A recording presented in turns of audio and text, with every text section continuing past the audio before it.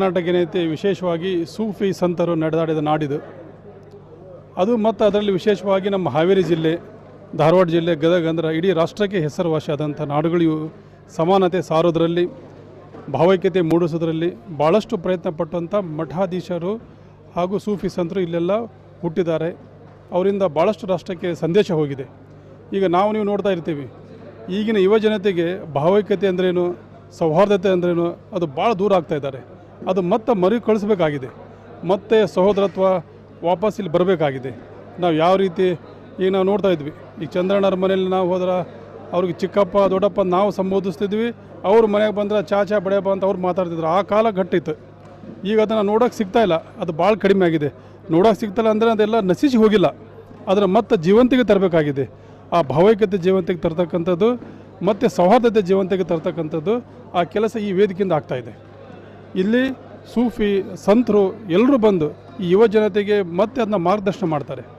ಯಾವ ರೀತಿ ನಮ್ಮ ವಿಶ್ವದ ಪರಂಪರೆ ಇದೆ, ಸಹಬಾಳ್ವೆ, ಬಂಧುತ್ವ, ಆ ಒಂದು ಸಂದೇಶನ ಅವ್ರ ಮುಖಾಂತರ ಸಾರೋ ಕೆಲಸವನ್ನು ನಾವು ಮಾಡ್ತಾಯಿದ್ದೀವಿ. ಇದು ಈಗಿನ ಯುಗದಲ್ಲಿ ಭಾಳ ಅವಶ್ಯಕವಾಗಿದೆ. ಪ್ರತಿಯೊಂದು ಮನೆಗೂ ಎಲ್ಲರಿಗೂ ಕೂಡ ಈ ಸಂದೇಶ ಮುಟ್ಟಬೇಕಾಗಿದೆ. ನಮಗೆ ಭಾವೈಕ್ಯತೆ ಬದುಕಬೇಕಾಗಿದೆ. ಈಗ ನಾವು ನೋಡ್ತಾ ಇರ್ತೀವಿ, ಎಲ್ಲಿ ಬೇಕಲ್ಲಿ ಏನೋ ಒಂದು ಕ್ಷುಲ್ಲಕ ಕಾರಣಕ್ಕಾಗಿ ಅದನ್ನು ನೇರವಾಗಿ ಜಾತಿಗೆ ಹಚ್ಕೊಂಡು ಇದ್ದ ವಿಷಯವನ್ನು ಮರಿಚಿ ಅದು ಗಲಭೆ ಆಗ್ತಕ್ಕಂಥ ವಿಷಯಗಳು ನಡೀತಾ ಇರ್ತವೆ. ಅದು ಯಾಕಾಗುತ್ತೆ ಅಂದರೆ ಕಡಿಮೆ ತಿಳುವಳಿರೋದ್ರಿಂದ. ಈಗಿನ ಯುವಜನತೆ ಇದೇನು ವಾಟ್ಸಪ್ನಿಂದ ನೋಡಿಕೊಂಡು ಬಂದ ಯಾವುದೇ ಒಂದು ಸುಳ್ಳು ಸುದ್ದಿನೂ ಕೂಡ ತಕ್ಷಣ ಒಪ್ಕೊಂಡು ಇದನ್ನೇ ಸತ್ಯ ಇರ್ಬೋದು ಅನ್ನೋ ರೀತಿಯಲ್ಲಿ ಅವ್ರು ನೋಡ್ತಾ ಇರ್ತಾರೆ. ಆ ರೀತಿ ಆಗಬಾರ್ದು. ಅದರ ಸತ್ಯಾಂಶವನ್ನು ಅವರೆಲ್ಲ ತಿಳ್ಕೋಬೇಕು.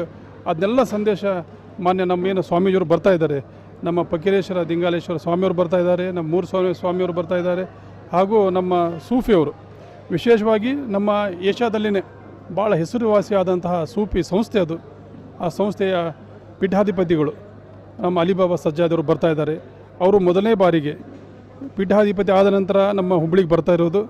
ಕೇವಲ ಅಷ್ಟೇ ಅಲ್ಲ, ಮತ್ತು ಸಂಯೋಗ ಅಂತಂದರೆ ಅವರು ಕೂಡ ನಮ್ಮ ರಾಜ್ಯದ ವಕ್ಫ್ ಬೋರ್ಡ್ ಅಧ್ಯಕ್ಷರು ಕೂಡ ಆಗಿ ಮೊದಲನೇ ಸರಿ ಬರ್ತಾ ಇದ್ದಾರೆ. ಅದಕ್ಕೆ ನಮ್ಮೆಲ್ಲರಿಗೂ ಇದು ಒಂದು ಹಬ್ಬದ ಥರ ಈ ಒಂದು ಕಾರ್ಯಕ್ರಮ ನಾವೆಲ್ಲ ಮಾಡ್ತಾಯಿದ್ದೀವಿ. ಗದಗ ಜಿಲ್ಲೆಯಿಂದ, ಹಾವೇರಿಯಿಂದ, ಹುಬ್ಬಳ್ಳಿ ಧಾರವಾಡದಿಂದ ಎಲ್ಲರೂ ಕೂಡ ಭಾಳ ಉತ್ಸಾಹದಿಂದ ಈ ಕಾರ್ಯಕ್ರಮದಲ್ಲಿ ಭಾಗಿಯಾಗ್ತಾಯಿದ್ದೀವಿ. ಎಲ್ರಿಗೂ ಒಂದು ಸಂದೇಶವನ್ನು ಕೊಡಬೇಕು. ಎಲ್ಲರೂ ನಾವೆಲ್ಲರೂ ಐಕ್ಯತೆಯಿಂದ ಬದುಕಬೇಕನ್ನೋ ಒಂದು ಉದ್ದೇಶದಿಂದ ಈ ಒಂದು